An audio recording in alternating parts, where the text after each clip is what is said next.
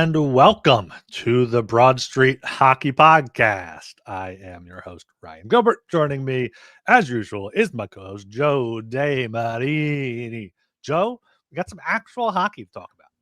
We Actual do! regular season hockey.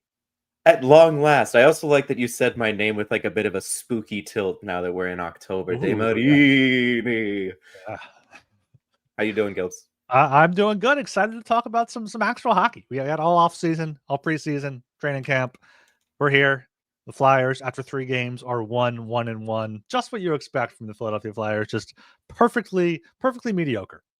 Perfectly mediocre. Yeah. Hey, I mean, they faced some pretty good teams and beat one of them. So yeah, I'm happy with the results so far. We'll should have beaten 2 of them, but we'll get to that.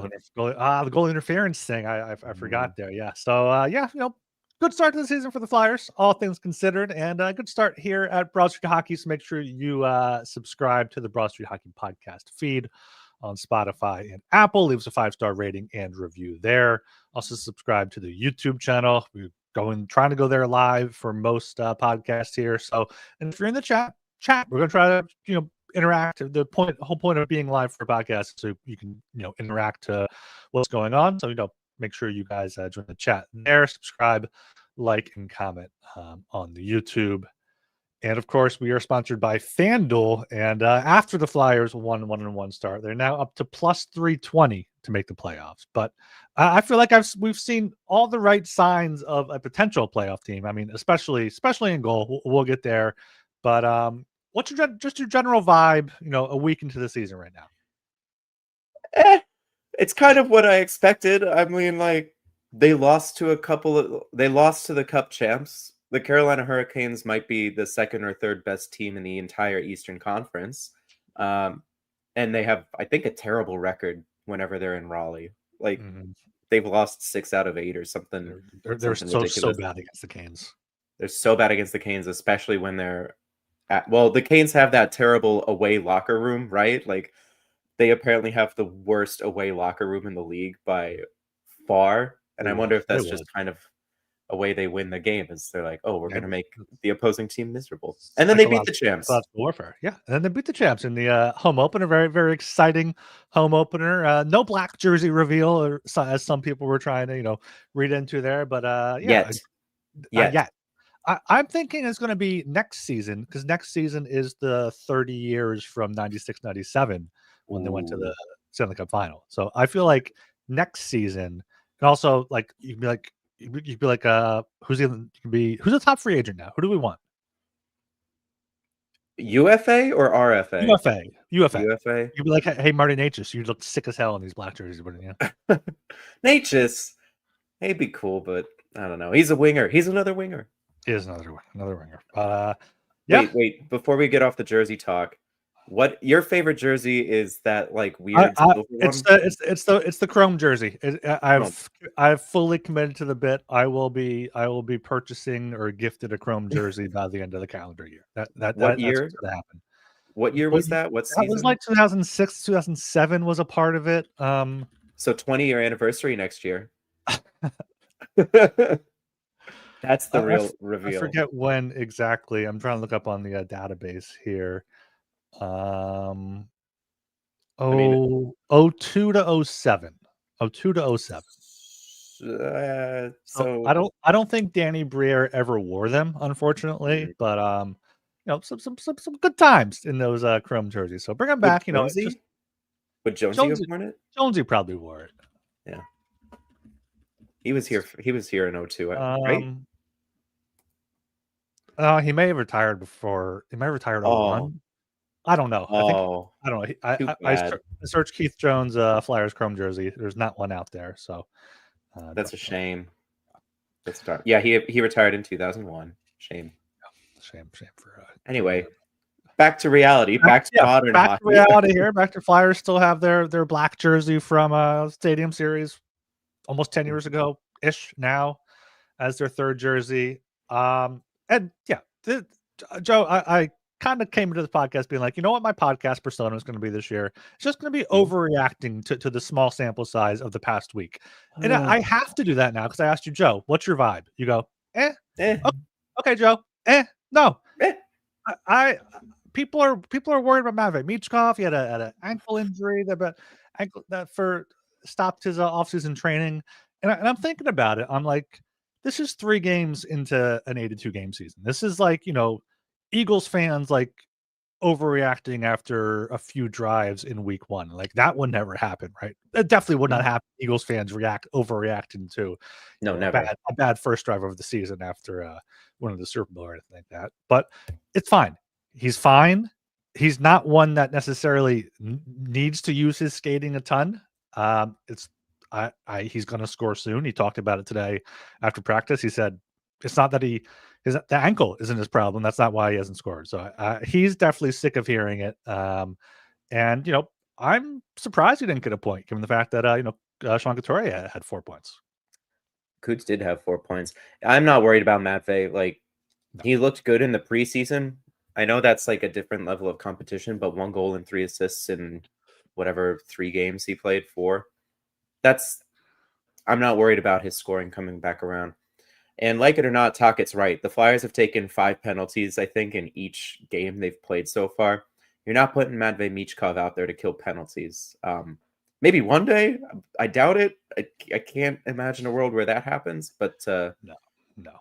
it's hard to get ice time to an offense-only guy when you're shorthanded for, 10 minutes? Well, if you don't let them score Well, a power play yeah. goal. But, Yeah. it's the same for Jet Luchenko. He's not on either penalty kill unit, so he's Mhm. not getting the ice time that he should be. Yeah, and that's why it's unfair to, criticize Michkov for that, and kind of even just I thought Jet Luchenko looked good on Monday night. He didn't play a ton, but he set up Hathaway for a chance or two. Like, I think he looked good. But yeah, Flyers took 5, 4, and 5 power play opportunities against. I mean, they've cut off all but 2 of them. So I mean, like, the special teams has looked good, goaltending's looked good. It's just the 5-on-5 that they really need to get down there. I mean, they're getting outshot every game. But then again, it's the Panthers. It's the Yeah. Hurricanes. It's the Panthers again. These are 2 of the hardest regular season teams to play against. Just the deepest. They're big. They're fast. They're everything the Flyers want to be. So no shame in not doing anything against that. But it's tough the rest of the way. You got Winnipeg, Minnesota, and then Seattle to close out the homestand. So I imagine he'll get one soon, possibly on the power play. But yeah, I feel like we have to start here, kind of buried the lead. Emil Andre just sent back down Yeah.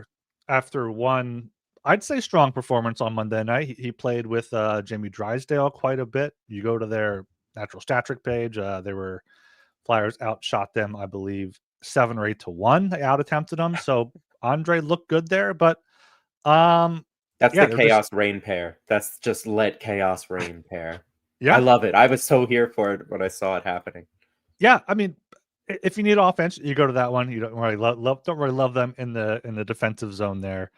But yeah, I mean, Andre just yo-yoed back up, played 1 game with the Phantom Saturday. I think he had a few assists. I think he played well. I know Matty was down there. Scratched Sunday, called up, plays Monday night. Now Cam York is back. That's the positive thing here. But Emil Andre is the one Huge. sent down instead of Igor Zamula, Adam Yinning, or Noah Juleson. or Noah Juleson, but I I get why they're not sending another one down. Like, I imagine if there's an actual injury, they will call up Andre. He's right here, Lehigh Valley. The Flyers are home for most of October, and they just want to get him consistent playing time. But I don't know. I think yo-yoing him is just not the way to go about it. No, it's weird. Like, he's clearly one of the 6 best defensemen in this organization. Why isn't he at least the 7? Why isn't Yeah. he with the team and cycling in? I mean, on the bright side, Tocchet had good things to say about him after the game on Monday. So Hmm. it's not like, oh yeah, I can't have him. He's too small, or he's not a top 4 defenseman. Charlie, stop saying that. Even though I'm playing him 20 minutes a night, like, it's not a rehash of that situation. So No. I think he'll be back soon enough. I hope, as long as he doesn't sulk about it, going back Yeah. and back and forth, because it's not fair to him either. No, it's not fair to him, but I think he was scratched Sunday. They probably knew they wanted him in the lineup Monday. They probably didn't Yeah. like what Zamula was a healthy scratch. They didn't like what Zamula was doing.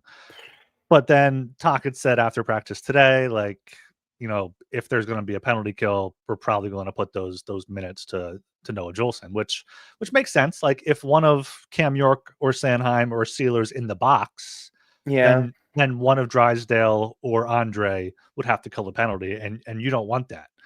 And you can't Well, coach spicy and take. decide the lineup out of fear or not letting them do that. But I understand his explanation for his decision.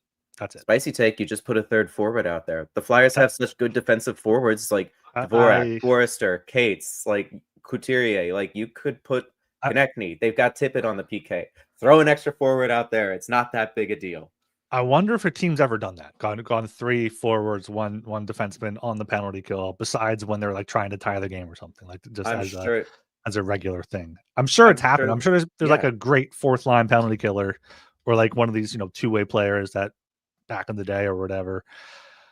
But I mean, no, you can't you can't have what you want, like put Couturier in front of the net, put Tyson Forster on defense. Sure. I mean, Nick Delorier was a defenseman when he came into the league. Put him out there. Like, that's true there, but that solves the problem. Yeah, I also wonder for Andre if they wouldn't like showcase him a bit, so they started him in the NHL on Monday instead of the AHL on Sunday. If that's something, if they're like actually getting calls on him, and teams are like, I mean, we can't really see what he's doing. He's a good AHL defenseman, we know that, but can I trade for him and have him on my third pair? And I think you can. I think you can trade for him and have him on your second pair. Yeah. I mean, it would take the right balancing act. Like, not every clearly the Flyers don't have the right makeup for it. If you have Rasmus Ristolainen and Emil Andre, that's a solid second pair, I'd say. The Scandinavian Smash Brothers. I'm so into it. Also, I just want to touch on Noah Juleson one more time. What the hell was he doing at the blue line when Michkov left him that beautiful pass and he just skated right by it? Like, dog, we can't do. You want me reacting? We cannot just have Noah Juleson in the lineup for 82 games this season. It's ludicrous. It is psycho shit. We can't do this. Noah Juleson is there to block shots, to play 12, 15 minutes. He hasn't been playing a ton, so I do like that. I do like that Tocchet has minimized his minutes, but I thought we weren't a shot blocking team anymore. Why do we need him blocking shots? You need him blocking. You need him clearing the porch in front of the net. You need him, playing the body a bit more than Emil Andre and Jamie Drysdale can. Like, sure, but I'm not defending Juleson. No, I know. I don't want him out there, but I understand he has his role, and the Flyers don't have anyone better at that role right now. And I wonder if he was left-handed, if it would be Yinning or him, because I feel like that's what it's getting to now. We have York, Sanheim, Sealer, Drysdale, and then 2 of Zamula, Juleson, and Yinning. I don't mind Yinning on the third pair. He's been fine. I just don't know if he can play the right side. I guess Zamula can, but Zamula, I mean, there was that Russian report about from his agent. Like there was someone else, I think I said, that might put him on waivers, which they might. I don't know how much he's making, but he might clear. Yeah, he's not making too much, so that's not a huge issue there for me. But I get that Juleson is right-handed, and it should have been Gran should have taken that opportunity. Maybe if Bonk was healthy, he'd get it after a little bit of seasoning. But Juleson's just going to infuriate us all season long until the Flyers make a trade, which might not ever happen. I was wrong. It's 1.7 million AAV for Zamula, not 1.4. And how much cap space do the Flyers have? Like 6 point something? Tons. 5.7. 5.7. I'm seeing 7.8. Oh, I'm on cap wages. Puckpedia. Okay, I'm on Puckpedia. I don't know which is more accurate there. I don't know. Maybe you know what? Maybe they're trying to trade for Tage Thompson. He has a $7.1 million cap. Okay. Well, okay. Here, I do have a question for you. So Buffalo's bad. They're 0-3-0. Yeah. Perfect. Everything's going to plan. The thrift shop is setting up shop. It's getting ready to open up. So you can only pick one: Thompson, Power, Darlene, if he waves his NMC. Darlene is one. Darlene is the guy you want. He can win a Norris easily. He would have won a Norris on a good team already. Yeah. You trade a lot for Darlene. You trade a ton. Yeah. He'd have to. I mean, if he limits where he wants to, he has a full NMC, so he's totally in control of what he'd want to do. Yeah. I don't think he wants out yet. He's the captain of the team. Like, he clearly thinks they can probably turn it around, I guess. Mm-hmm.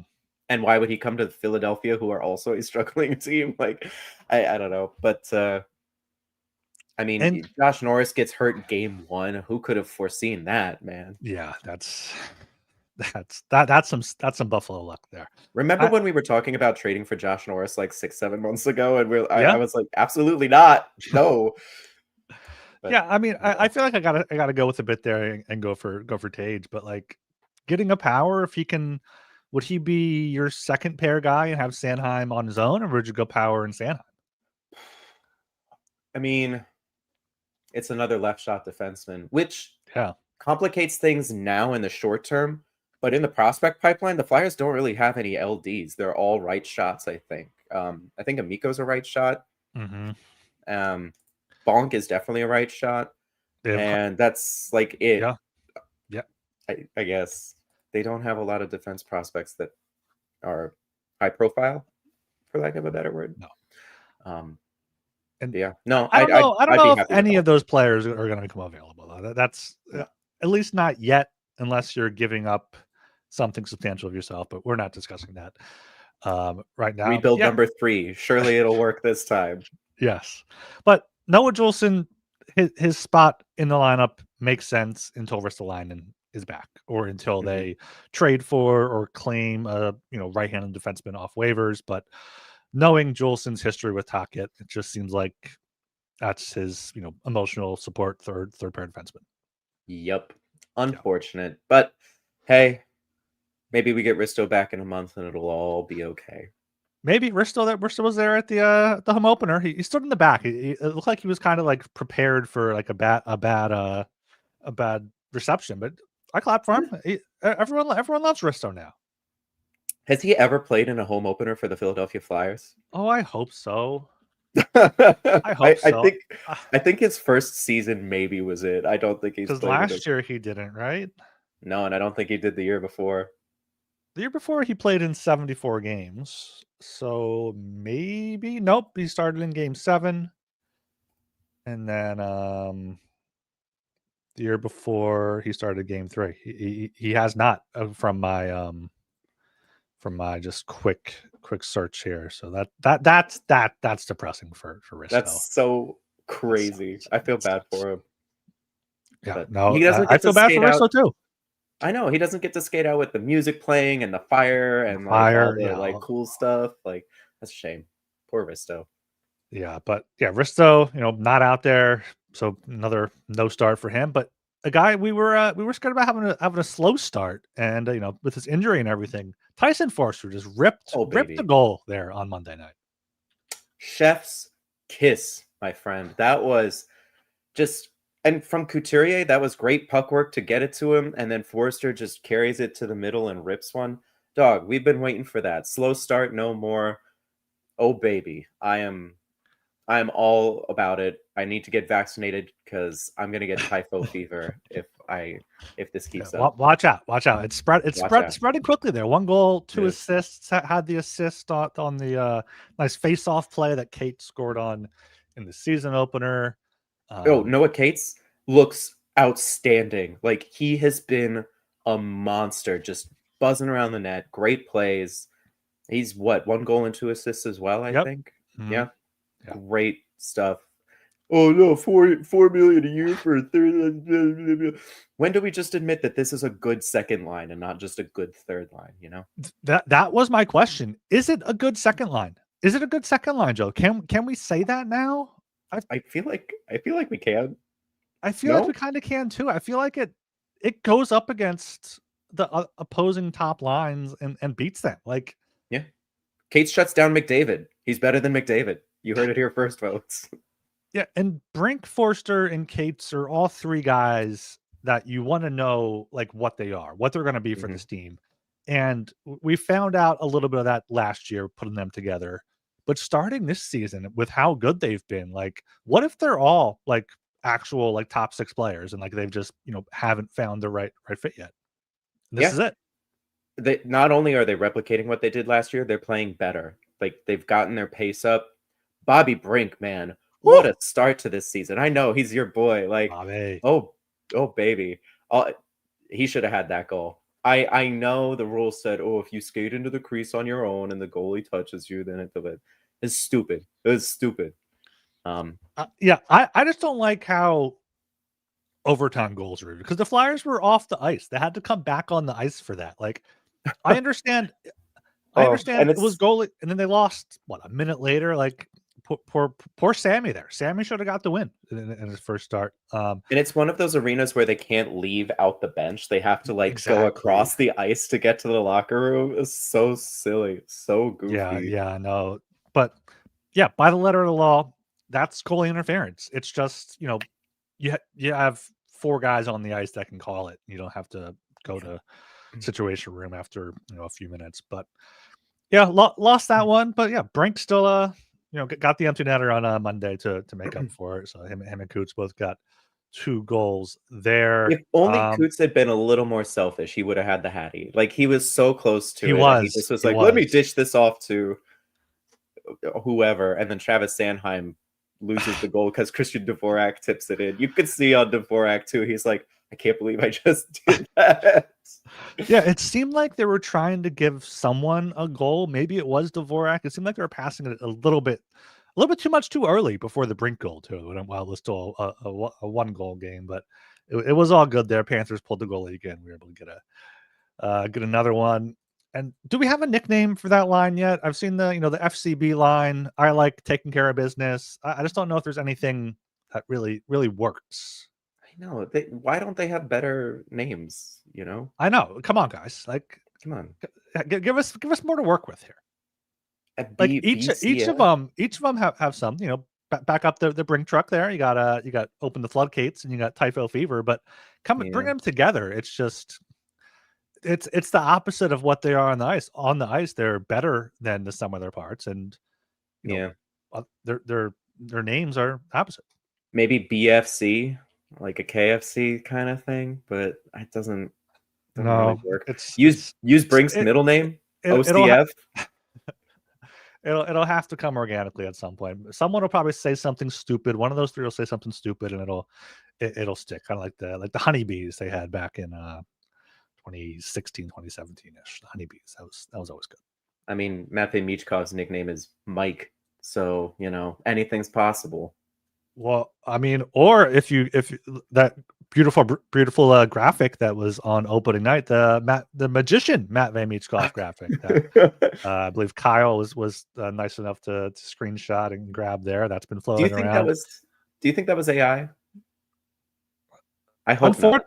Unfor- unf- I don't know. I'd have to go back and look at it. I don't think so, but I've seen a lot of teams and leagues be using AI for stuff, and it's just like, why? It's like Why? doesn't look as good. Just have someone pay someone there are artists out To there do it. that can do better work. Like, yeah, that's it. Yeah. That's it. But yeah, speaking of Mario Michkov, we kind of started on it at the top, but not worried, right? Like, do we No. think he might just have like a similar year to last year? Because I keep bringing up the Kucherov comparison where it took him 2.5 seasons to get there. He had 18 points in 52 games as a 20-year-old, then 65 points in a full season, then 66, and then 85, and then 100. Like, once the Lightning got better, like Yeah. our expectations are too high. I feel like we can admit that they are. Yeah. They're higher than they should be. We're like, oh, this guy's different. This kid's special. He can have 90 points this season, and he still could. But this is He's still me good. overreacting to what happened for 3 games. I think people forget he's still only D+2. Like, Kaprizov didn't come over till his 5th D+5, I think. Like, yeah. I also think that's part of why he signed such a big contract, is because he wasn't in the NHL. He wasn't a making the same amount of cash as, say, Jack Eichel, who got out of an ELC and got an extra 3 years of $10 million per. But I digress. A lot of these Russian stars didn't hit their stride until they were a little older. We just got to give them some time. I mean, shit, Nathan MacKinnon didn't become Nathan MacKinnon until he was, what, 24, 25 or something? Yeah, it took him a bit to fully hit his prime while the Avs were going through all that. So yeah, it's. I mean, he said this. MacKinnon said the same thing when people are like, "Oh, Bedard isn't performing like a number one pick," and MacKinnon is like, "Yeah, you remember how I started in the league? Do you remember how it went for me for a few years?" So now he's insane there. And like, it's also crazy. You're playing against the Panthers and Hurricanes and Panthers, like, and you're playing with a new line on the opener. And then the line switched with Couturier there for the second game. And it's like, okay, give him some time to find chemistry.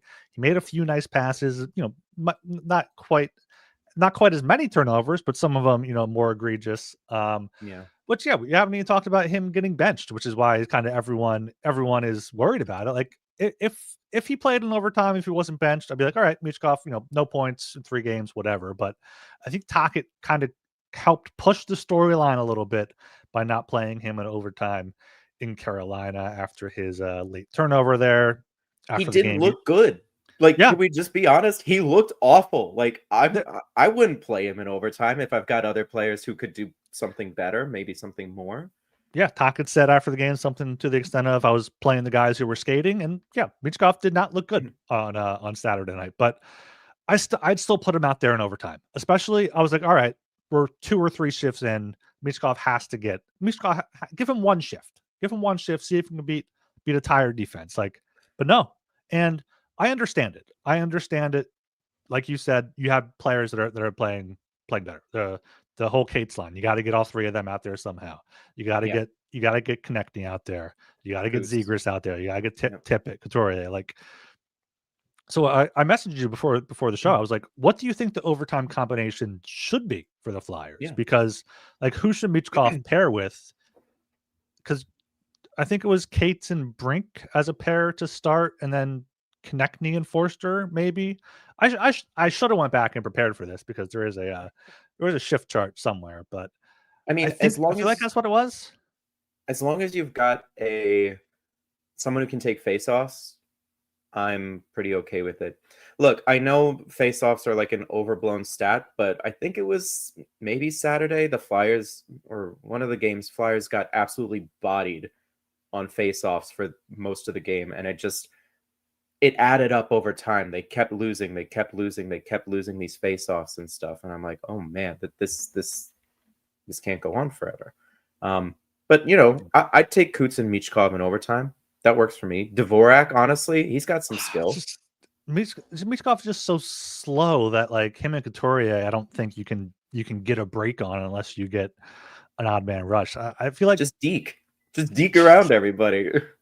Yeah, set up pick plays and whatnot there. But I will say, if that Carolina game had made it to a shootout, I feel like they probably would have used Michkov in the shootout. I don't think, like, if they were going to shot number 3 or 5 or whatever, they would have put Michkov out there at some point.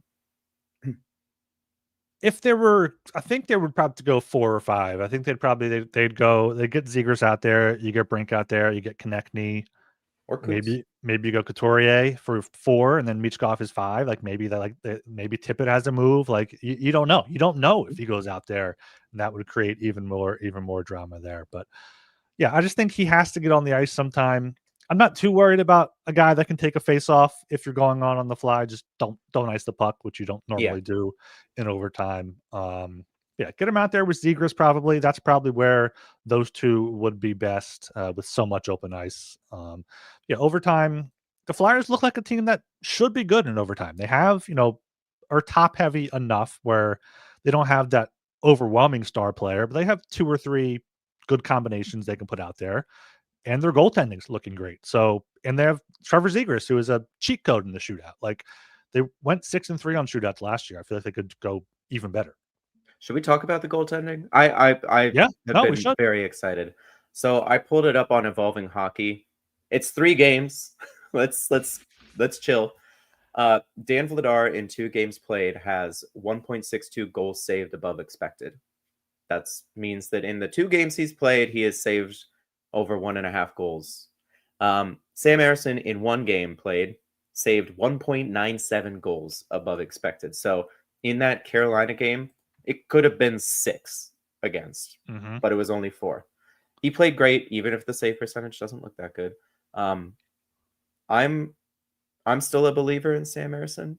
I think taking the gamble on Dan Vladar was the right idea. I reposted it in the midst of the Florida game, where I was like, when Elliot Friedman tweeted this out, I was like, this is exactly the kind of goaltender you take a flyer. You take a gamble on and see how it works out for you. So far, so good. I'm imagining Ersson gets the start tomorrow?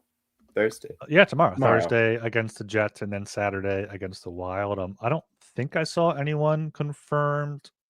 Do you think they just alternate back and forth until one of them kind of falls apart or something? Because the Capitals did that the Bruins did it a few years ago, where Swayman and Ullmark just literally 41 and 41 or something crazy like that. It was a 50-50 split. I think the Capitals did a pretty even split last year too. So, I do you think they just alternate until one goalie is so clearly better than the other that they have a 1A? I think so. I think you just alternate, and then either one of them has a shutout or a really good game or a really bad game, and then the other one has a great game, and like maybe you do go, 2 straight starts for some of these. But yeah, they have 10 games the month of August, like in 20 to 21, 22 days. They have games every other day. We know Sam Ersson's better off of rest. We know Dan Vladar hasn't started a ton in his career. So yeah, give him every other and see how that goes. It's worked so far, get some better defensive play in front of them, but they're even allowing a ton of shots, but it's not a ton of like amazing chances. Like they add up a little bit, but like it's very much like, pocket. We're not blocking shots. We're gonna let teams shoot from the outside and let the goalies stop them. Yeah, you got to trust your goalies, man. Like, if you don't trust your goalie, then what are we doing here? Yeah. Who do you think is eventually going to win this battle, or do you think there is a winner? I think Vladar. I really do. I don't know if he can do it. I don't know if he can do like full time, but I could see him ending up with like a 50-30 split, something like that. 50 starts, 30 starts. But do you think it's so decisive that they let Ersson go in the summer? Or do you think it's still like, we still like what we see from Ersson, he just isn't the 1A right now? I think that depends a lot on what Kolosov and Bjarnason look like in the AHL. True. Because if either of those guys look like they can be an NHL backup next season, maybe you don't. Maybe you dangle Sam Ersson in a change of scenery trade or something at the deadline for a team that wants a backup goalie because he's proven he can do that. RFA, team control. RFA, yeah. So you can just give him a 1-year, 2-year deal if you want to, if Kolosov or Bjarnason aren't ready. So, but I think he has to get to 900 save percentage. I feel like that has to be a goal for him, and he has to be able to stay healthy. Those are the 2 biggest things. The health is the big one. I mean, I still think he can be a really good goalie, but I've talked about it before. You can't be a 1A or a starter if you're going to miss half the season. So, it's drag. Yeah, I believe in you. Ersson persons unite. Oh, no back-to-backs in October, but then the 1st and 2nd of November against Toronto and Calgary. Scott Laughton's return. I wonder if he'll make the trip, even though he's hurt. He probably will if that's allowed, but we'll see. We'll see how that goes for Scott. Would they the Flyers? Would they do the tribute video if he's not there, but the team is? No, they can't do that. No, it'd be weird, right? Like that'd be a bummer. I imagine unless he has something where like he shouldn't be flying a lot. I'm not sure what his spot injury is exactly, but I feel like he'd probably fly to see the guys. Speaking of Scott Laughton, I almost called him Clot Sawton, which is not correct. But How about Nikita Grebenkin, the guy that we got for Scotland, got his first NHL point? Nikita Grabenkin, great play. He's going off the ice for a change. He sees the puck there. He's like, all right, let me play it here a little bit. And then that was the Brink goal, I think, when Mm-hmm. Brink ripped that one there. Amazing shot from Beauty. him. Yeah, Grabenkin's been extremely fun. I love this fourth line. This is the fourth line that I've wanted. Grabenkin with Luchenko and Hathaway. Now just take quite a few few less penalties and get these guys 10 minutes a game, get Luchenko more into the mix up the lineup. But Grubenkin, get him up the lineup too. Like honestly, I think eventually we see like a Grubenkin, Couturier, Tippett type third line once or second line, because I feel like that could be really fun. That'd be fun. I'd be into that. I mean, I don't know how much longer Luchenko is going to stay with the team. Yeah.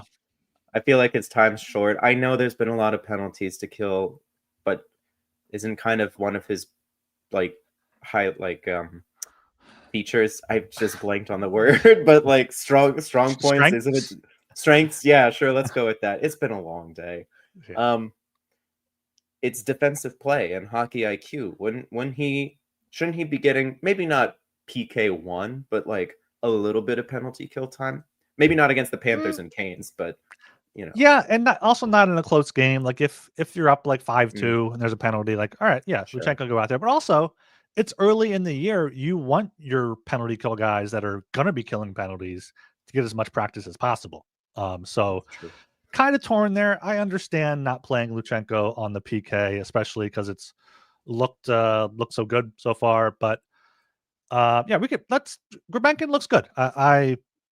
Gromykin should stay in the NHL. I'm not sure why my hot take was that he'll be sent down. I guess I was trying to just reach for straws there when I said that, but he's a type of player the Flyers don't really have.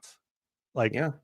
he's like he has like the fourth line grittiness of Hathaway with like the two-way winning battles of like a Forster. Like I'm not sure how much he's going to be able to score or might get assists here and there, but I like having him on my team.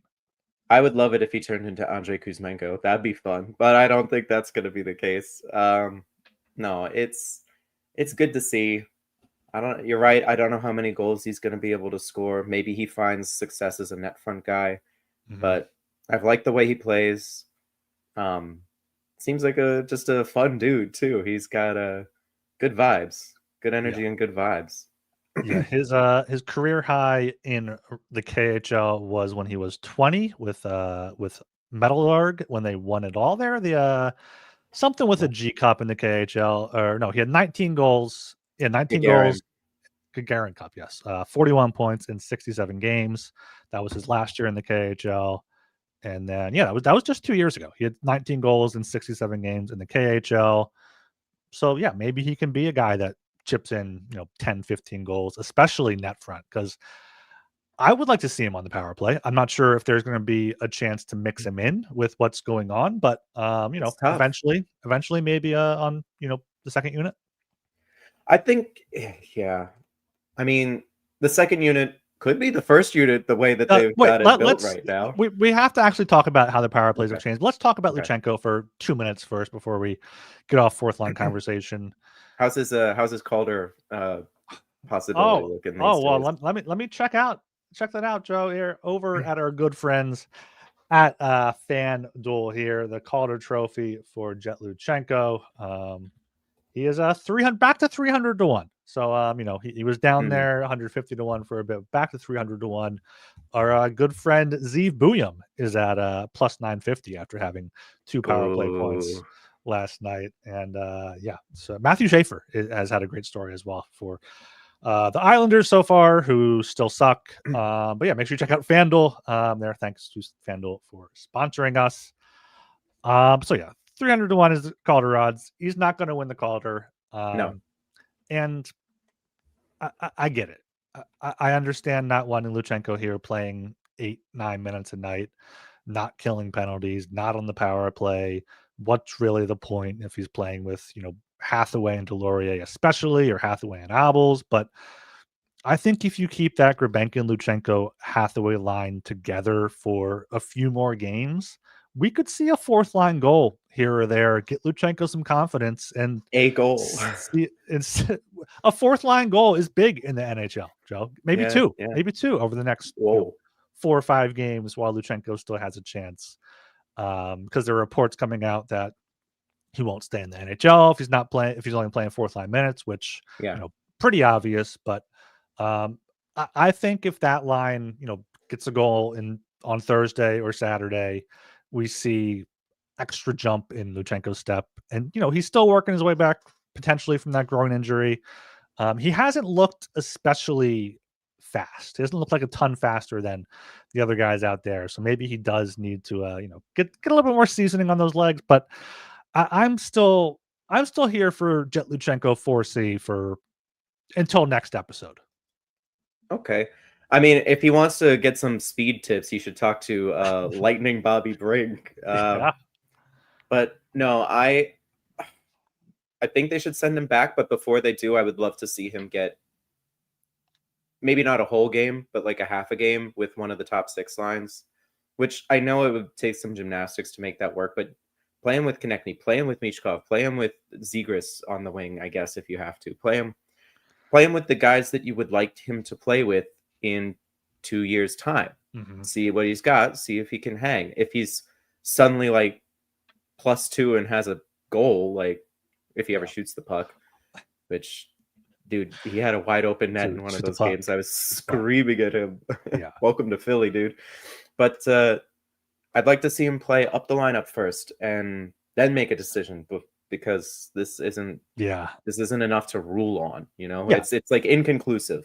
Yeah, it doesn't help him that all the penalties. It doesn't help him that it's against the Panthers and Hurricanes, all close games. So like you're not down by 3 goals. Like, all right, let's see what Luchenko can do. Let's go for a spark. Like, which is good. You don't want to be down 3 goals early in the season.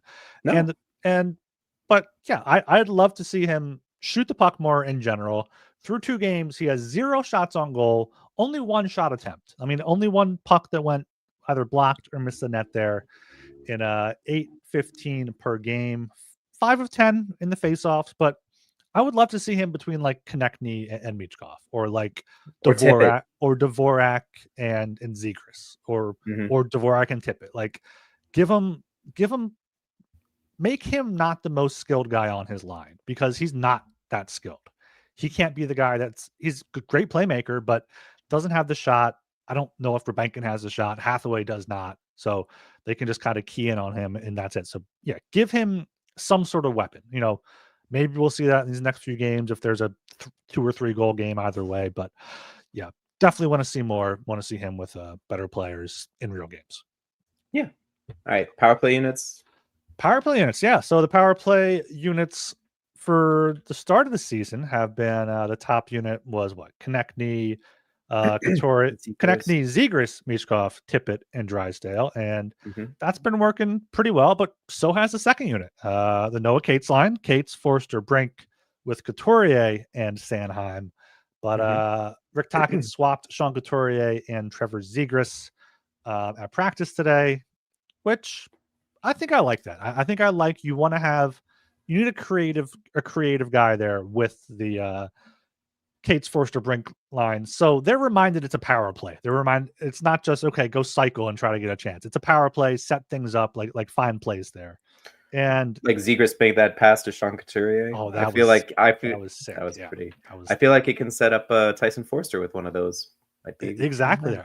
And I did like how Zegras was being used on the first unit. He was kind of controlling play from the bumper spot, which is a little fun. You can go to any of the guys, but yeah, I think splitting up Zegras and Michkov is going to be good too, because I think both of those guys should be running, going through them. So yeah, we'll see how that works. For now, get a big body that can win the face-off for the top unit, and yeah, I think there are pieces there.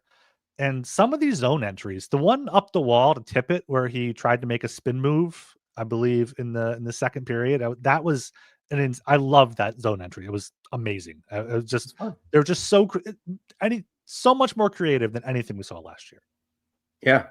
I don't know if I love splitting up Michkov and Zegras long term, but for now, I'm down, especially because Michkov needs to find his footing somewhere. Like Mhm. if you split the duties of getting the puck through one guy on the top unit between Zegras and Michkov, Michkov has Yeah. less opportunity to figure it out. Mhm.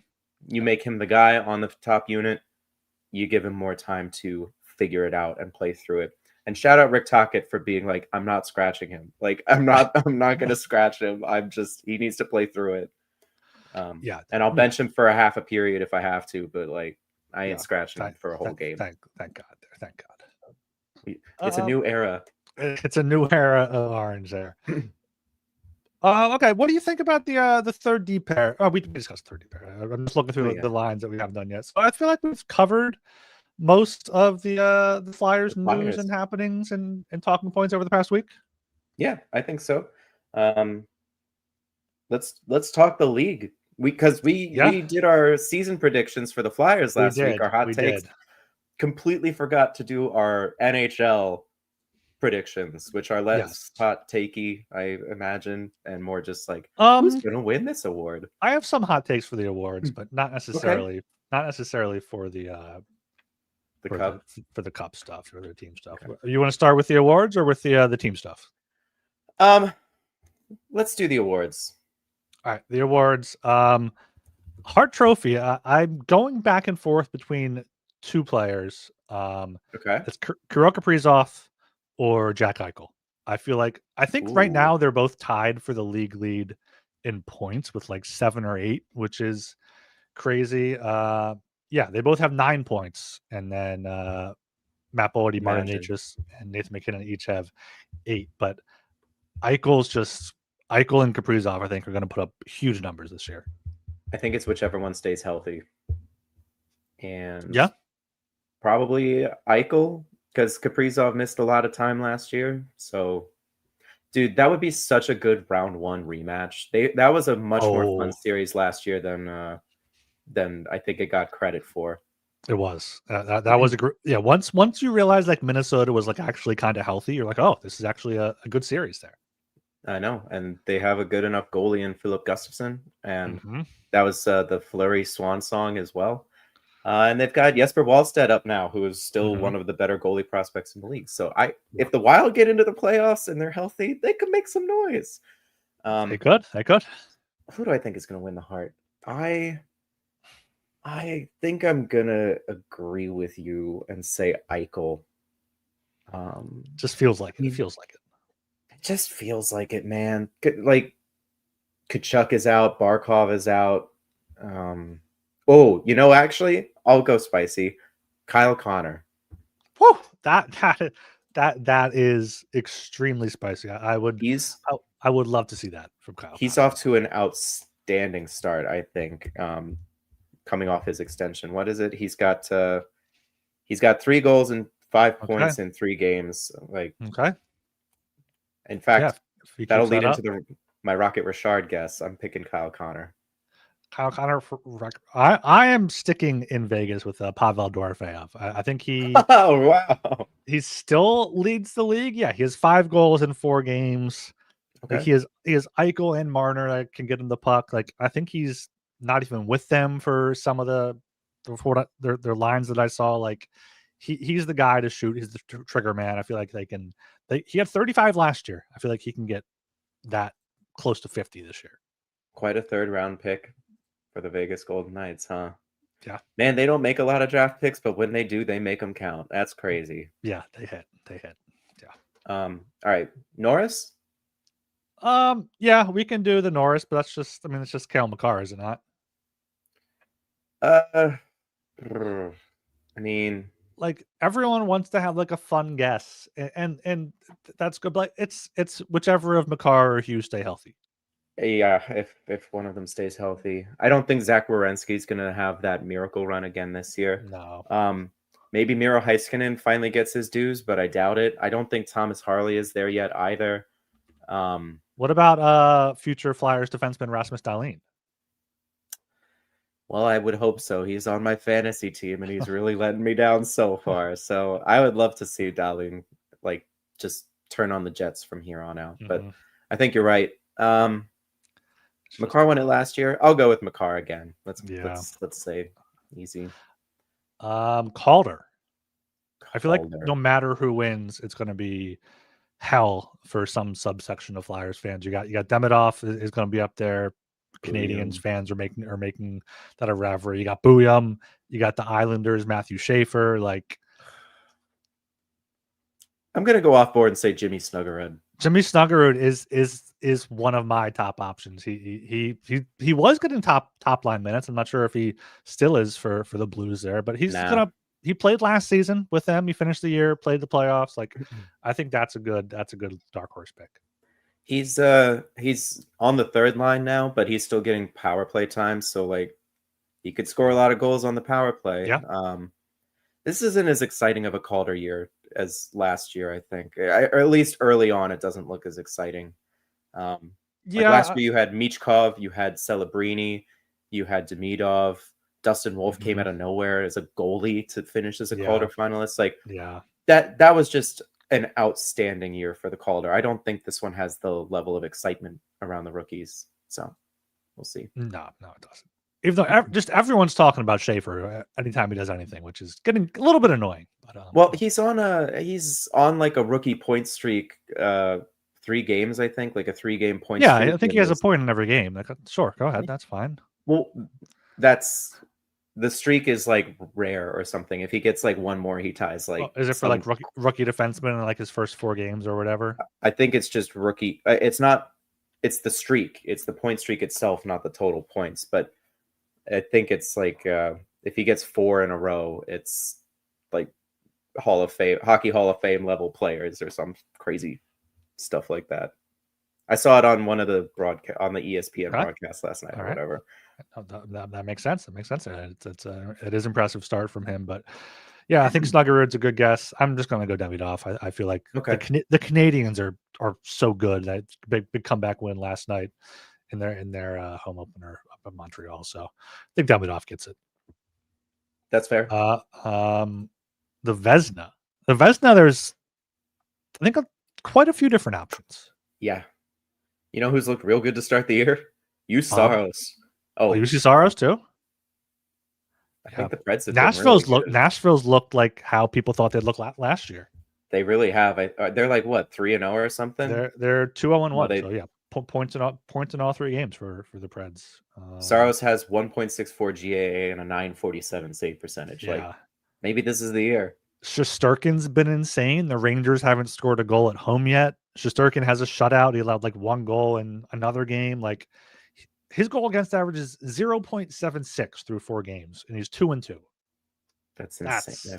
That just doesn't seem right. Swayman looks like he's back on too for the Bruins. Like, I don't know, man. I mean, Hellebuck. It's Hellebuck's until he throws it away. But last year's playoff performance probably lives in people's head rent free, and that's just going to cloud the voters' minds. Hellebuck will have to have head and shoulders above everyone else after getting the Vezina and the Hart last year. He's gonna have to really impress. Yeah. And then is that it? Ross is just the most points. That's just McDavid, or it kind of just falls in line with Hart Trophy kind of, because that's pretty much what it's become. Yeah, that's fair. Jack Adams, Rick Tocchet for Jack Adams. I don't know, man. I feel like maybe the Panthers. I think Paul Maurice might actually get one this time because he's coaching a depleted team into the playoffs. Yeah. That's crazy.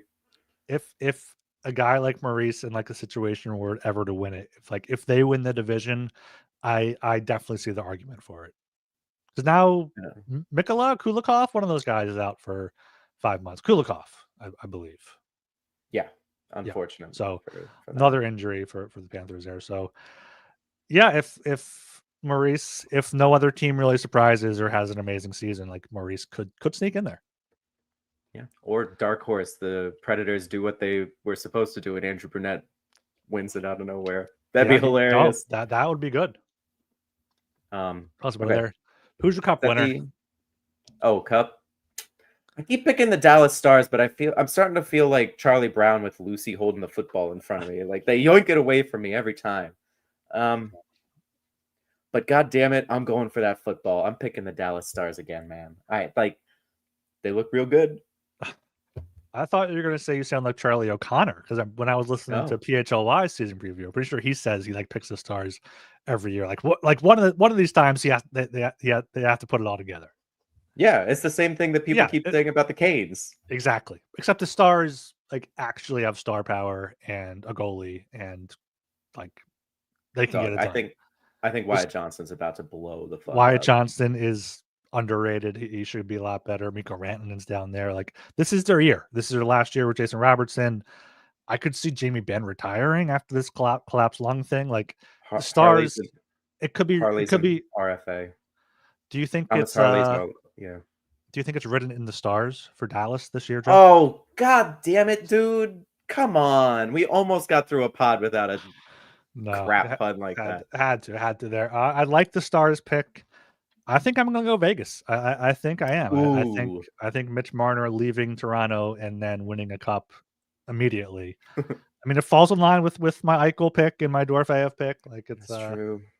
I feel like Vegas gets it. How do you feel about the Vegas Golden Knights? Because I was watching them last night and I am like completely indifferent to the Vegas Golden Knights. I don't have any sort of burning hatred or like I don't despise them the way that some people seem to. I'm just like, they're whatever.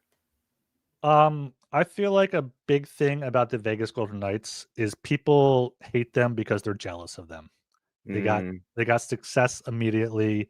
These fans got, Stanley Cup final right away. Then they won a cup. Now they're perennial contenders. The GMs at the expansion draft paid them to not take players and then got better players anyway. And like they don't have a franchise history that they have to look back on. Like they're not a family like the Flyers are or anything like that. So they can be like, all right, it's a business. We'll be cutthroat. You guys are assets to us. We'll, optimize our chance every year. So I'm jealous of them. I feel like that's the best way to put it. Okay. I also want to amend my Jack Adams choice upon further thought. The coach of the Kraken, because the Kraken have looked good to start the year, and I think they Is might. that Is Blashill? No. Is that Lane Lambert, the super Lambert. villain looking guy who used to Does wait? He used to be an Islanders assistant. He may have actually coached the Islanders. he did? I'm I think shocked you like him. Well, I don't, but I think the Kraken might actually do something in the West. Yeah, the Pacific Division sucks, dude. Like it does. It's the Oilers and I guess the Kings, and then everybody else. Maybe I don't know. What who do we got? Oh, the Golden Knights. Yeah, sure. Yeah, Golden Knights are pretty good. Yeah, the Central's the tough division in the West. You got Colorado, Dallas, Winnipeg, Wild, Preds. Mammoth could be good. Basically, every team besides the Blackhawks could be good.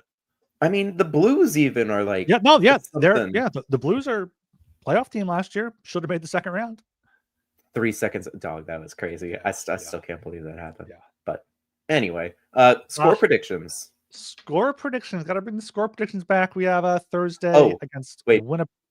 Before we do that, any teams surprise miss for the playoffs? Team surprise miss for the playoffs. I don't think so. I think a lot of the teams that made it last year. Let me look at the teams that made it last year. Senators, would that be a surprise if they missed? Like that's not a huge shock. I mean, Brady Tkachuk injury would. Yeah. No, I don't think any of the big teams will fall that too far. The Leafs? Can you imagine? Can you imagine Leafs miss Vegas Stolarz gets hurt? That would be good. I would enjoy that content. You would enjoy that. Mm-hmm.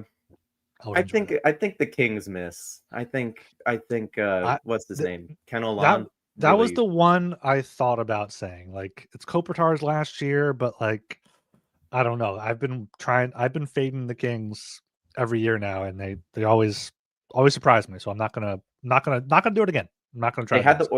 They had the Oilers dead to rights in Game 3, and then just made the most baffling decisions ever, and threw that series away. So, yeah. Okay, sorry. Game prediction time. So we have game predictions here. We have Thursday home against Winnipeg, Saturday home against Minnesota, and then the 20th, which is Monday again, home against Seattle. And then we will podcast after that. So Thursday against Winnipeg. I hate playing the Jets. I hate playing Connor Hellebuck. I think it was even Eric Comrie last year, and they beat the Flyers like I think it was 4-1 or something. I think this is a 3-2 shootout win Against Connor Hellebuck? against Connor Hellebuck. Wow. I'm gonna go 4-2 loss. Yeah, that's safer there. God. Saturday against Minnesota. Minnesota's been weird so far to start the season. I'm pretty sure. Like they're what 2? I don't have the record right from, but like it's 2-2. Wild can be really good or they can be really bad. Here they had 52 shots against the Blue Jackets, but lost 7-4. Like that's just crazy. It will be a back-to-back for the Wild. They're in Washington on Friday night, so Flyers might actually get the win there. I'll go 4-2. I'll go with a solid 4-2 empty netter. 6-2 Flyers. Oh, 6. That was the big game last year against the Wild, wasn't it? It was late October. Hat trick. I went to that game. I was 2 minutes late because my buddy and I were finishing up our drinks at Xfinity Live, and we're like, "Well, we couldn't have missed that much. We missed a Nick Seeler goal. Like, what the hell?" And Coots had the hat trick. That was a great game. That was a lot of fun. All right. And then after the Wild, Monday against Seattle. That's gonna be a 3-1 loss. That's gonna be it's here. Yeah. 3-1 loss after wins against Winnipeg and Minnesota. They're gonna lose to Seattle. I think that would be a Sam Ersson game, right? If they alternate. I think Ersson shits the bed and the Flyers lose like 5-1. Oh man. We'll see. We'll see what happens there. Make sure you listen next week, and we will react to our predictions. Yes, make sure you subscribe to the Broad Street Hockey podcast feed on Apple and Spotify. Subscribe on YouTube, and of course, check out BroadStreetHockey.com. I think there were like 8 articles up today on the website. I think most, if not all of them, were free, not even behind the paywall. So go there, check out all the great content at BroadStreetHockey.com, and follow Broad Street Hockey on all social medias. Joe, where can people follow you? You can find me on Blue Sky at jfdemarini.bsky.social. The hockey shit posting has begun in full force, people. It is a good time over there. Mr. Ryan Gilbert is one of the preeminent Flyers shit posters on Blue Sky. Where can they find you on Blue Sky, Gilbs? Yeah, I take pride in my shit posts. You can follow me on Blue Sky at ryangilbert.bsky.social. And if you're looking to get into the Discord, I know some people are trying to get in there. There is a button on the website, I'm pretty sure. So we're trying to be more active in there. Yeah, you just go to BroadStreetHockey.com. There's a little thing here, YouTube, podcasts, and then Discord there. So just click on that. You should be able to get right there and join us there. All right. Once again, thanks to FanDuel for sponsoring us. And until next time, thanks for listening. Go Flyers.